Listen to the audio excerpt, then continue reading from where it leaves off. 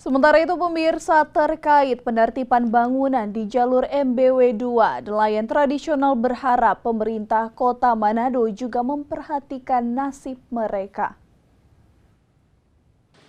Terkait dengan penertiban bangunan yang berada di jalur Malalayang Beach Walk 2, sejumlah masyarakat yang berprofesi sebagai nelayan tradisional berharap pemerintah Kota Manado juga memperhatikan nasib mereka yang menginginkan lokasi tambatan perahu bila Malalayang Beach Walk kedua tersebut dibangun.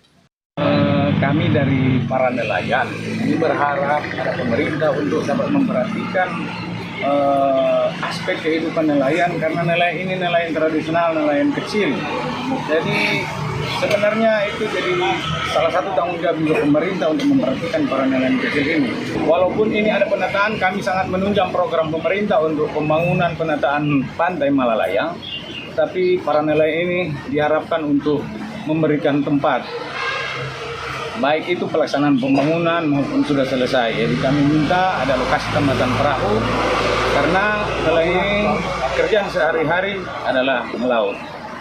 Rencananya pemerintah Kota Manado akan segera membangun lagi Malalayang Beach Walk 2 sepanjang 1.000 meter dari Malalayang Beach Walk yang pertama. Eka Putra melaporkan untuk Kawanwa TV.